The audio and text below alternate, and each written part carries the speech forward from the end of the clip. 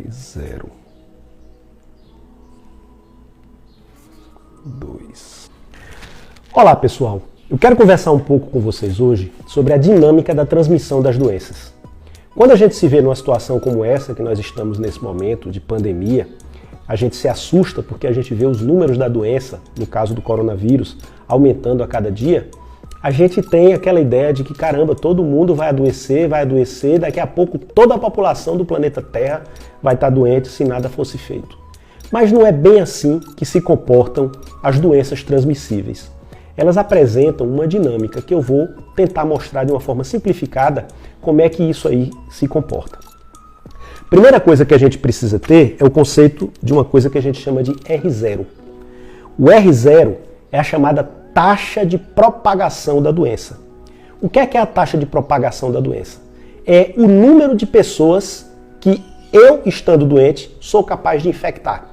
Então, nesse exemplo que eu desenhei aqui, um R.0 de 2, ele quer dizer que uma pessoa doente é capaz de infectar duas outras pessoas. E nesse exemplo esquemático aqui, então uma pessoa doente vai infectar duas, cada uma dessas duas infectadas vai infectar mais duas, e isso aí vai aumentando sempre em uma proporção de 2 vezes a cada transmissão. Só que isso não se perpetua. Na situação de infecções virais, o padrão normalmente é que uma vez a pessoa infectada, ela se torna imune. Então existem 2 maneiras da pessoa se tornar imune a um vírus. Ou pela aquisição da doença e sobrevivência, obviamente, ou pela vacina. Se você vacina aquele indivíduo, ele vai estar imune. Então, à medida que as pessoas vão adoecendo gradativamente, aquelas pessoas que adoecem e que não sucumbem da doença vão ficando imunes. Portanto, logo que o vírus é introduzido ali naquela população, ele tem essa taxa de multiplicação, esse R0, essa taxa de propagação, de 2. Mas isso não vai continuar assim eternamente. Numa situação como essa, no momento em que esta propagação atingir metade da população, tá? Então, se no caso de um R0 de 2, quando 50%, metade da população for infectada, nós vamos ter essa seguinte situação. Uma pessoa infectada, ela vai tentar infectar 2 outras, só que metade da população já vai estar imune. Então uma pessoa infectada só vai conseguir infectar mais uma. Aquela infectada tenta infectar 2 e não vai conseguir, só vai conseguir infectar uma. Quando nós chegamos a esse ponto, nós dizemos então que o R0 é um R0 de 1. Existiu uma estabilização naquela propagação. Não está havendo mais uma ampliação de número de casos novos. Considerando-se que todas essas pessoas aqui que estão adoecendo também estão ficando imunes, a tendência é que este R0 de 1 vá diminuindo. Quando o valor do R0 cair abaixo de 1, isso quer dizer que, por exemplo, 100 pessoas infectadas não vão infectar 100 pessoas, na proporção de 1 para 1. Vão infectar um número menor. Por exemplo, se o R0 for 0,9, 100 pessoas só vão infectar 90. Essas 90 só vão infectar 81. E isso vai diminuindo gradativamente. Eu exemplifiquei isso aqui. Então, uma pessoa infectada, ela não vai conseguir infectar uma pessoa inteira, vai conseguir infectar menos do que isso. E gradativamente vai diminuindo esta proporção de infecção até que, teoricamente, vai chegar um momento em que aquela doença vai ser erradicada. Lógico que isso é uma simplificação. Existem variáveis que a gente não está levando aqui em consideração. A susceptibilidade individual de cada pessoa.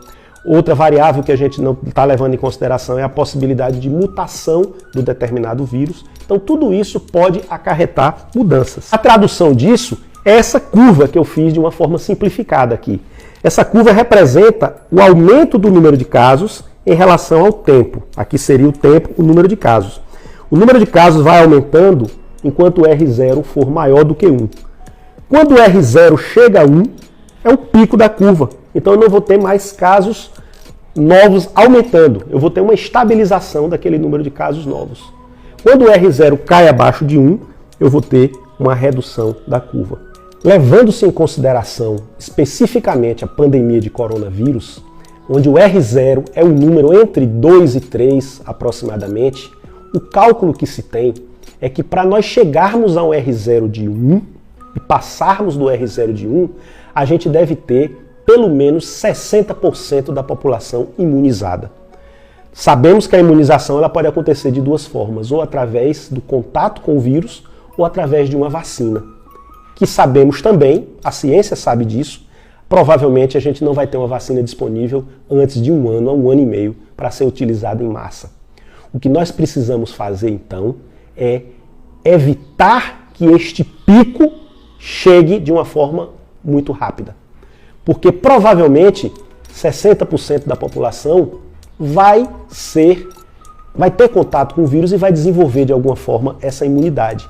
O que nós não queremos é que esses 60% sejam atingidos de uma vez só ou de forma muito rápida, de forma que vá haver uma sobrecarga dos serviços de saúde. Isso volta àquele achatamento da curva que nós já falamos em vídeos anteriores. Por isso, nesse momento, é importante ainda o resguardo, é importante a quarentena. É importante que a gente se mantenha em casa, nos protegendo e protegendo os nossos familiares, sabendo que isso não vai evitar que a gente tenha o contato com o vírus e desenvolva essa imunidade que a gente quer. Mas isso vai acontecer de uma forma progressiva. O R0 igual a 1, ele vai chegar de uma forma mais lenta, mais tardia, e as pessoas que adoecerem de forma mais grave vão poder ser atendidas adequadamente. Isso vai diminuir a mortalidade por essa doença. Vamos em frente, gente. É muito importante nesse momento que todo mundo se ligue nessa proteção para que essa tempestade passe logo. Um abraço grande.